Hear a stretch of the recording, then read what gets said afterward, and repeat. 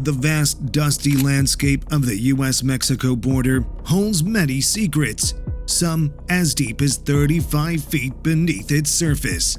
Hard drugs like heroin, methamphetamine, and fentanyl usually infiltrate through official border crossings from Mexico due to their compact size and odorless nature, which makes them challenging to identify. However, tunnels provide smugglers with the upper hand, enabling them to swiftly transport massive quantities. For little over a quarter century, a labyrinth of hidden tunnels has been unearthed beneath the sprawling US-Mexico border. Complex underground passageways, often spotlighted in the news, have always held a bizarre allure for the public. However, law enforcement authorities from both countries paint a far darker picture. A billion-dollar cartel orchestrating a symphony of kidnapping, extortion, and possibly even mass murder, all to engineer these clandestine channels. A spectacle of lawlessness, far from amusement. Young men are frequently lured into a web of deceit and treachery. Enticed by the promise of employment opportunities, they find themselves kidnapped and held captive. Their families leveraged as collateral, living under the perpetual threat of retribution. The rules of their capture are brutally clear: dig or die. The vast extent of this underground network has slowly revealed itself. A staggering 90 tunnels have been uncovered in just one area alone, shedding light on the terrifying scale of this illicit operation. These architectural marvels of the underworld were widely credited to Mexico's most formidable and ruthless drug syndicate, the Sinaloa Cartel. The mastermind behind this network, Joaquin El Chapo Guzman, wielded power and influence capable of setting such large-scale projects in motion.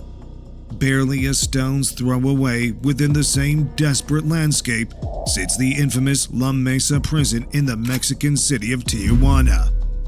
Overcrowded and on the brink of chaos, it houses more than 7,000 prisoners. In 2014, a handful of these inmates shared a harrowing tale.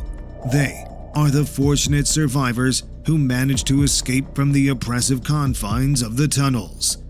They are the ones who lived to recount the horrors buried beneath the earth. One of these survivors, referred to only as the Tunnel Digger, became the voice of this unspeakable tragedy. With an accent characteristic of the rural farming regions of Mexico's northern states, he laid bare his harrowing tale of entrapment, coercion, and survival. He was one of 17 men discovered in a half-completed tunnel, their bodies ravaged by exhaustion, their spirits teetering on the edge of despair. Day and night, they had labored in the claustrophobic space beneath the dusty soils of the US-Mexico border, feeding the lifeline of the illegal drug trade between the two nations.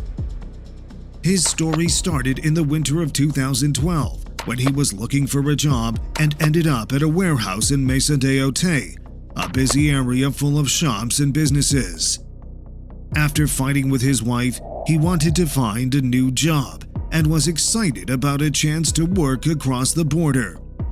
A local named Carlillos gave him this opportunity. But what seemed like a great chance quickly became a dangerous trap.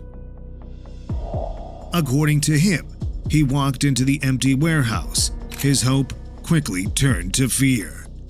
Instead of a new job, he found 6 gun-wielding men waiting for him. They wore ski masks to hide their identities. He said they beat him and forced him to dig tunnels. The tunnel digger, along with other unfortunate men, had no option but to do what their new owners wanted. For the following months, his life was reduced to a cycle of relentless, back-breaking labor. He and his fellow captives spent their days and nights chipping away at the stubborn earth, tunneling deeper and deeper under the watchful eye of their captors. A haunting red laser served as their guiding light, ensuring they stayed on course.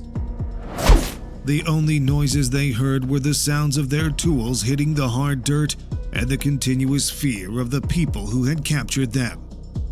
The conditions they were working under became harder as time went on. As they went deeper, they found themselves needing more oxygen. Eventually, their guards agreed to pump some oxygen into the tunnel they were digging, which allowed them to continue their grueling work. Despite the circumstances, the tunnel was progressing significantly. They managed to carve out nearly 200 yards into the earth. Time was on their side, and the goal was within reach. The lucrative marijuana harvest of Baja California was due, and the tunnel's completion would serve as the perfect channel for its transportation. But then, things changed. An anonymous tip that led the soldiers to the tunnel on February 4, 2013. At first, the men who were held captive felt relieved and happy to see their rescuers. But their happiness didn't last long. They were shocked when they were arrested and taken to La Mesa prison. Their pleas of innocence and their terrifying narratives of abduction were not met with apathy.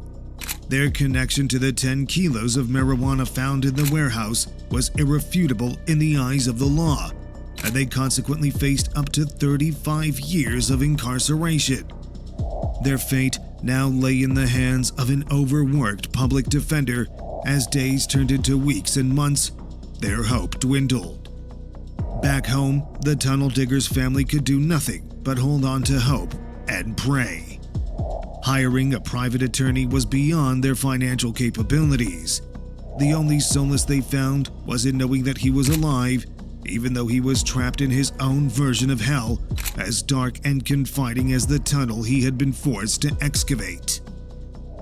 Reflecting on his unfortunate ordeal, the tunnel digger came to the realization that his captors may have planned to silence him permanently once his job had ended. After all, in the world of drug smuggling, loose ends are liabilities. This is just one of many incidents that take place every day. These tunnels, while deceivingly simple in appearance, are a testament to an unseen crisis. Slave labor and even murder are often shrouded in their creation. Beyond the shadowy threat of drug trafficking, these tunnels present a far more dangerous potential, an unregulated gateway for contraband like weapons, biological agents, drugs, and anything that one can fathom to illicitly cross the border. Federal officials estimate the construction of a typical drug tunnel to be a laborious task spanning 9 months or more. Sometimes they pay them, sometimes they don't, and sometimes when the job is done, they disappear. This basically means that the tunnel digger gets a bullet to his head when he finally sees the light at the end of the tunnel. Despite the chilling human cost, these tunnels are a lucrative investment for the cartels. With a cost ranging from $1 to $2 million to construct, their utility often pays dividends. Even a few hours of unimpeded operation can push through enough contraband to recover costs and fund the construction of more such tunnels, a grim cycle of exploitation and illicit profits. The sophistication of the narco tunnels under the US-Mexico border has evolved dramatically over the years. Initially, in 1989, when Joaquin El Chapo Guzman's Sinaloa cartel built the first such tunnel, they were rudimentary, short, and unsophisticated. Observers like Juan Rio saw them as quite basic, involving no more than a shovel and a determined digger. However, over the past 25 years, with authorities uncovering 181 such narco tunnels, their complexity and length have increased. The Sinaloa cartel, as it grew in power, expanded its tunnel network along the border. They began by improving the tunnels, installing ventilation and lighting systems, and even railroad carts, facilitating the smuggling of drugs and individuals. The tunnels, primarily concentrated around the Tijuana area, often stretch from Jarida de Otay, an industrial region in northern Tijuana, to Otay Mesa, a San Diego neighborhood close to the border. The heavy industrial activity in these areas, the bustling traffic of people, cargo, and the myriad warehouses have inadvertently provided excellent cover for such illicit activities. The geological composition of Otay Mesa has proven particularly conducive to tunneling activities. The plateau's clay, called bentonite, is soft enough to be dug by hand, yet firm enough to allow the tunnels to stand without needing excessive reinforcement. This geological feature, coupled with the surrounding industrial activity, has turned the region into a hotspot for smugglers. The Sinaloa cartel's tunnel building techniques have developed rapidly, with qualified engineers involved in constructing extensive, well-equipped tunnels with rail systems, electric lights, and air vents, demonstrating the alarming scale and sophistication of the illegal operations. Stories like these serve as a stark reminder of the complex layers of this problem. It's not just about drugs crossing borders, but also about lives altered forever in the shadows of these tunnels. The cycle of building these tunnels seems relentless. While law enforcement on both sides of the border continues to uncover these subterranean passages, the real victory will be when the demand for such tunnels dries up. As we continue to explore solutions to this illicit trade, we must remember the human cost. The unseen, unheard victims, men like the tunnel digger, who found themselves trapped in this horrific cycle of forced labor and fear.